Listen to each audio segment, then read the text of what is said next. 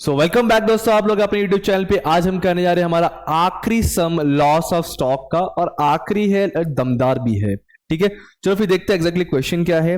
A fire occurred in the premise of Mrs bad luck trader twice during the accounting year. भाई सच में नाम इसका बहुत असर कर गया। नाम क्या है?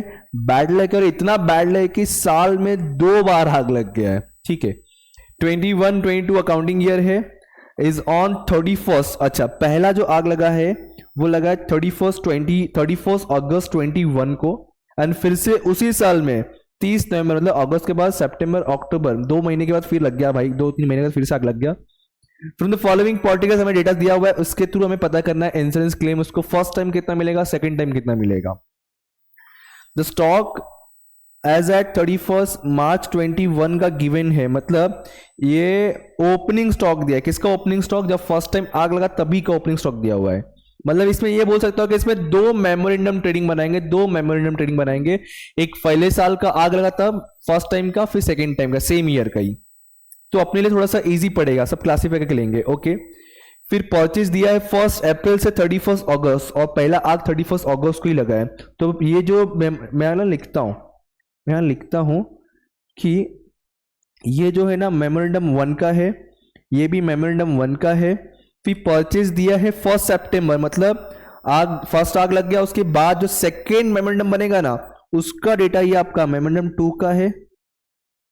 सेल्स 1 अप्रैल से 31 अगस्त, और आग लगा 31 अगस्त को पहला वाला, तो ये भी मेमोरेंडम 1 का है। तो पहले क्या कीजिए ना, पहले पूरा स्टडी कर लो और लिख के रखो कौन सा किधर जाएगा। ओके, फिर वापस एक और सेल्स है जो मेमोरेंडम 2 का रहेगा। फिर नीचे ना जीपी रेशियो के बारे में कुछ तो दिया है यार, कुछ तो अलग डेटा दिया है यहाँ पे, कुछ नया दिया है कि कंपनी अर्न करता था जीपी पहले 20% at the beginning of the year 21।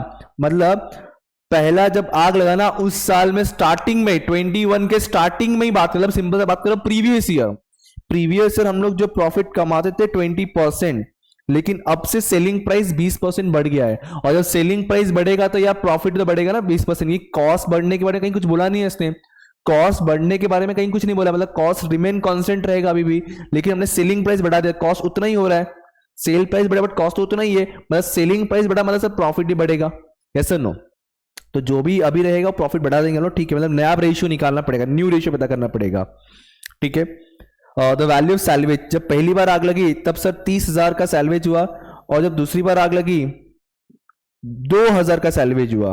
Okay, 31 अगस्त और 30 नवंबर का बता के दिया हुआ है respectively. The firm had taken out of fire policy, और टोटल फायर पॉलिसी उसने 1 अप्रैल 21 को 45,000 का लिया था at the time of receiving the insurance claim on 31 अगस्त। मतलब बोल रहा है कि जब पहली बार आग लगी और उस टाइम पे जब उसको इंश्योरेंस क्लेम मिला, उस वक्त उसने restoration of the insurance policy to be original amount. अच्छा, मतलब उसने उस टाइम पे पॉलिसी अमाउंट में कुछ चेंजेस नहीं किया। 45,000 का इंश्योरेंस पॉलिसी अमाउंट था, फर्स्ट टाइम आग लगने पे जो मिल गया, फिर बचा हुआ अमाउंट बन जाएगा नेक्स्ट पॉलिसी अमाउंट, कंटिन्यू होगा।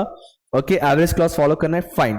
तो एक देखो इसमें ना अच्छा क्वेश्चन है, थोड़ा आराम से पढ़ेंगे, क्लासीफाई करके लिखते चलेंगे तो आपके लिए इजी पड़ेगा। तो क्या करते हैं, पहले फॉर्मेट रेडी कर लेंगे।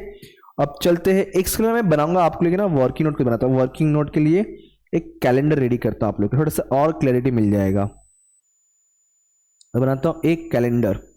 क्या आपको पता है अकाउंटिंग ईयर क्या है इसमें? सर अप्रैल से मार्च का है, बरोबर, और ईयर 2021 का है पूरा।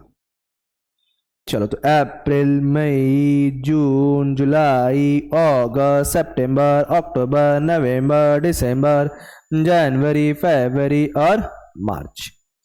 तो इन भाई साहब का इस साल में जो बैड लक है वो कहाँ असर हुआ पहली बार? सर पहली बार जो असर हुआ है वो हुआ है 31 अगस्त को, मतलब यहाँ पे, सॉरी सितंबर है, यहाँ पे फर्स्ट फायर हुआ, और अगला फायर कब हुआ सर? 30 नवंबर को सीधे यहाँ पे। ओके, इसका मतलब ये हुआ कि ये अपना जो पीरियड है पहला वाला, ये अपना फर्स्ट मेमोरेंडम बनेगा, और जो ये जो पार्ट है अपना, ये सेकेंड मेमोरेंडम बनेगा। ये M1 कहलाएगा, ये M2 कहलाने वाला है। इसके बारे में कुछ बताया नहीं है तो छोड़ दो वो चीज़ें। फिर उसके बाद हम लोग आते हैं अपने इधर सबसे पहले सर दिया आपने क्या है, ओपनिंग स्टॉक दिया है M1 का 59,000। कितना दिया सर M1 का 59, मतलब मेमोरेंडम 1 का अपने को दिया 59,000 स्टॉक। मैंने पहले ही पूरा फॉर्मेट देखो रेडी करके रखा हुआ है ताकि कम टाइम जाए, और ऑलमोस्ट यही डेटा होता ही हर जगह पे। ये मैंने पहले M1 का डेटा दैट इज मेमोरेंडम 1 का है, 1 अप्रैल से लेके 31 अगस्त तक, जिस दिन आग लगा 31 अगस्त को। फिर अगला जो आपका आग लगा है 13 नवंबर को, तो 1 सितंबर से चालू हुआ है अगस्त के बाद, 13 नवंबर को आग लग गया, वही है ना, 13 नवंबर को आग लगा है ना। हाँ, सो ये आपका मेमोरेंडम 1 अब मेमोरेंडम 2 दोनों का अलग अलग तरीके से पॉलिसी अमाउंट पता करेंगे हम लोग। पहले का पता करेंगे, फिर सेकंड का पता करेंगे, ठीक है। चलो फिर स्टार्ट करें। सबसे पहले सर दिया स्टॉक 59,000 M1, ये आ गया स्टॉक 59,000 का। फिर दिया है सर परचेस अपने को M1 का 3,45,000, कोई एडजस्टमेंट इसके ऊपर नहीं है। फिर सर दिया है अपने को परचेस M2 का 1,90,000, जिसके अंदर ना 45,000 गुड्स हमें 10 दिसंबर को आने वाला है भाई। 10 दिसंबर मतलब वो बात कर रहा है, इधर कुछ बात कर रहा है, अभी तक आया ही नहीं, बट रिकॉर्ड कर दिया एज ए परचेस, मतलब गुड्स इन ट्रांजिट वाला, उसको हटाना पड़ेगा। तो पहले M2 में आएंगे, M2 में आके पहले लिखते हैं कि परचेस का अमाउंट है कितना 1,90,000, जिसमें से कुछ तो गुड्स जो परचेस नहीं हुआ है बट रिकॉर्ड है, मतलब गुड्स इन ट्रांजिट है, उसको हटाओ पहले। गुड्स इन ट्रांजिट कितना है 45,000, तो ये 1,45,000 बच जाएगा।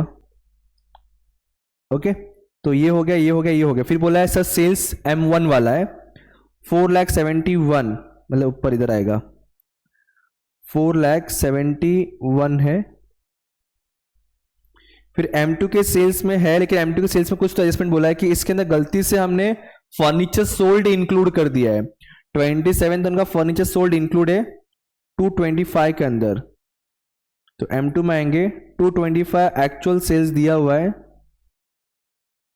जिसने गलती से हमने फर्नीचर सोल्ड का इंक्लूड कर दिया है। तो फर्नीचर सोल्ड हटाओ इसमें से, कि फर्नीचर सोल्ड ये तो आपका असेट वाला पार्ट है, और इस सेल्स के सारे सिर्फ और सिर्फ गुड्स का पार्ट रिकॉर्ड होता है। तो कितना 27,000, तो 27,000 इसमें से हटाया जाएगा,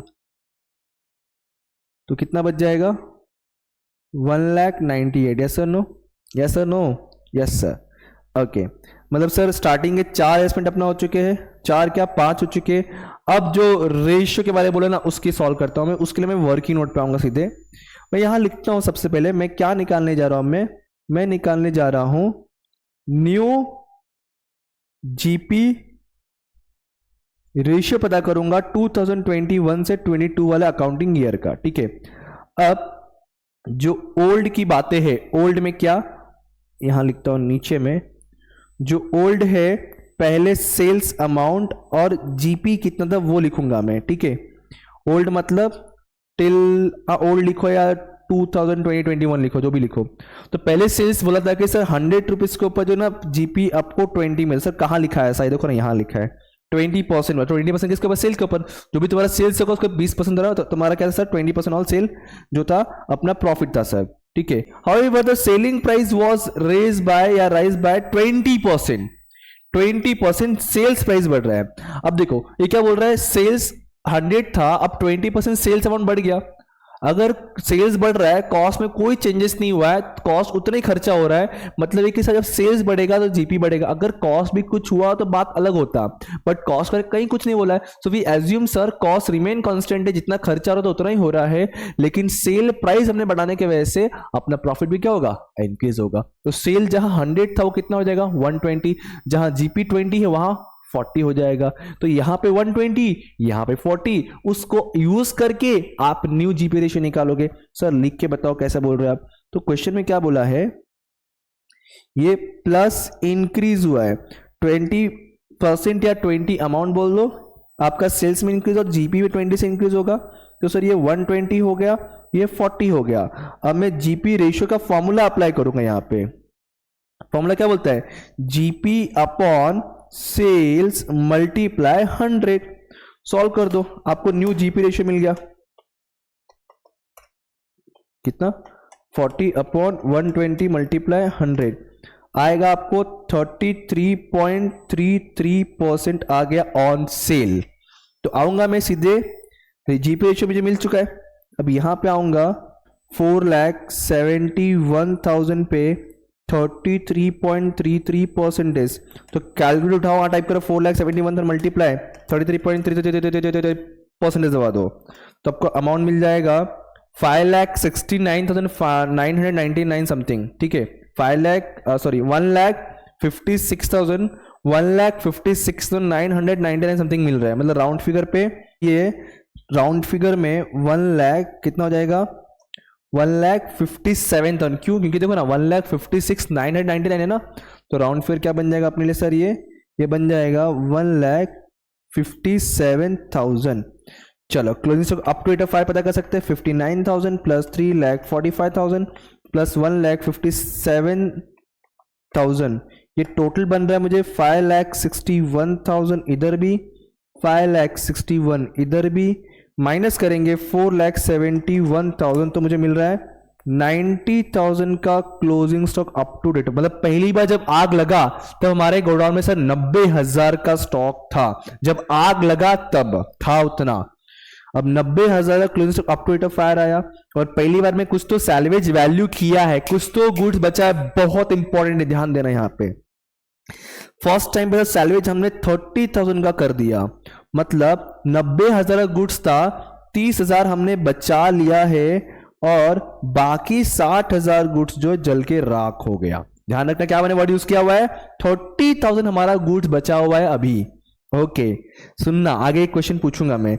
अब मैं निकालूंगा अपना इंश्योरेंस क्लेम पॉलिसी अमाउंट, हमें क्वेश्चन में गिवन है जो अमाउंट है 45,000 का टोटल, और closing stock up to date of जिस टाइम भी आग लगा था हमारे पास स्टॉक था सर 90,000 का रखा हुआ जब आग लगा, और एक्चुअल लॉस 60,000 का हुआ है। तो 45,000 डिवाइड बाय 90,000 मल्टीप्लाई 60,000, तो पहली बार सर हमें जो है 30,000 का क्लेम अमाउंट मिल गया है। कितना मिल गया? 30,000 का सर क्लेम मिल गया। ये जब फर्स्ट टाइम आग लगा तब हमें इंश्योरेंस क्लेम मिला है। अब प्लीज थोड़ी बातें ध्यान दीजिए, ये तो हमने फर्स्ट मेमोरेंडम क्लोज किया जब पहली बार आग लगा। अब हम आगे बढ़ रहे हैं हम अगली बार के लिए। तो पहले क्या कीजिए ना, वीडियो को पॉज करके पहले इतना लिख लीजिए, चीजें समझेगा, आपको ध्यान देना, प्लीज लिखो इतना। अब मेरा एक क्वेश्चन आप लोगों से ये है कि जब मैं मेमोरेंडम 2 बनाऊंगा, ये तो मेमोरेंडम 1 हो गया अभी, ठीक है। अब जब मैं मेमोरेंडम 2 बनाऊंगा, यहां पे भी तो चीजों का रिक्वायरमेंट है। तो सबसे पहला मुझे सिर्फ इतना बता दो कि यहां ओपनिंग स्टॉक में कितना आएगा। दिमाग लगाओ थोड़ा सा, थोड़े क्वेश्चंस अराइज करो यहां पे, ताकि एग्जाम में बहुत सोचना ना पड़े आपको। यहां पे सोचो, थोड़ा सा सोचो दिमाग में कि यहां पे ओपनिंग स्टॉक कितना आएगा। मैं देता हूं आपको ऑप्शन 4। पहला ऑप्शन ये है कि सर यहां का क्लोजिंग मतलब वहां का ओपनिंग, ठीक है। तो सर आंसर बनना चाहिए 90,000, यस सर नो, बताओ मुझे सर। अगला ऑप्शन है 30,000, अगला ऑप्शन है 60,000 और नन ऑफ द अबव। मतलब 90, 30, 60 और नन ऑफ द अबव। बताओ क्या बनेगा, क्या बनेगा। ये जो आग लगा 31 अगस्त को खत्म हो गया, फिर अगले महीने का ओपनिंग रहेगा कितना रहेगा, बताओ मुझे। देखो थोड़ा दिमाग लगाओ सर। आई एग्री कि 90,000 स्टॉक था जब पहली बार आग लगा, तो 90,000 गुड्स जल के राख हुआ, उसमें से गुड्स बचा कितना है? 30,000 का सैल्वेज वैल्यू है। मतलब जब पहली बार आग लगा सर सब कुछ जल के रखा, 30 का बचा हुआ गुड्स है, 30,000 अभी बनेगा अपने लिए ओपनिंग स्टॉक। समझा कॉन्सेप्ट? आप 90 मत पकड़ो, कितना गुड्स बच गया है? 30,000। तो यहां पे जो ओपनिंग होगा वो होगा 30,000। एक क्वेश्चन और है, सुनो ध्यान से। हमने पॉलिसी लिया कितने का था सर? 45,000 का। कितने का लिया था पॉलिसी अमाउंट? 45,000 का। 45 में से हमने पहली बार जब आग लगा तो क्लेम अमाउंट ले लिया। कितना क्लेम लिया? 30,000। बताओ अगला पॉलिसी अमाउंट कितना आएगा जब मैं अगले टाइम में, जो ये तो M1 है, जब मैं M2 सॉल्व करूं तो बताओ वहां पे पॉलिसी अमाउंट कितना लिखो? 45,000 लिखो? नहीं लिख सकता, क्योंकि 45,000 पहले ईयर का था स्टार्टिंग में, जिसमें से पहली बार आग लगा 30,000 हमने निकाल दिया, तो बचा कितना? ओनली 15,000। ध्यान रखना, क्योंकि लास्ट में स्टेटमेंट दिया था कि उन्होंने इसको रिन्यू नहीं किया, कुछ नहीं किया, जहां चल रहा चलने दिया। तो 45 में से यहां पे 30,000 निकाल दिया है, तो अगले टाइम पे जो मिलेगा पॉलिसी अमाउंट मिलेगा वो 45 का नहीं होगा, 45 में से 30,000 मिल चुका है, इसलिए 15,000 का पॉलिसी अमाउंट आप लिखोगे। Is that clear? ट्राई करें, सॉल्व करें। चलो फिर खत्म कर देते, आ जाओ। तो सबसे पहले मैंने क्या बताया, ओपनिंग स्टॉक कितना आएगा सर, जितना उधर सैल्वेज बच गया, जितना गुड्स बच गया है, फिर वही कंटिन्यू होगा ना, जो जल के राख हो गया तो खत्म हो गया। तो ओपनिंग स्टॉक में वो वैल्यू आएगा, सैल्वेज वैल्यू 30,000। मैं यहां लिख के रखता हूं सैल्वेज वैल्यू बोल के, ठीक है, वो समझेगा। फिर जीपी रेशियो तो मालूम ही है, 33.33% ऑन सेल, और सेल अमाउंट है 1,98,000। 1,98,000 का 1,98,000 मल्टीप्लाई 33.33 और परसेंटेज दबा दो, तो 65,990 मतलब 66,000 आ रहा है।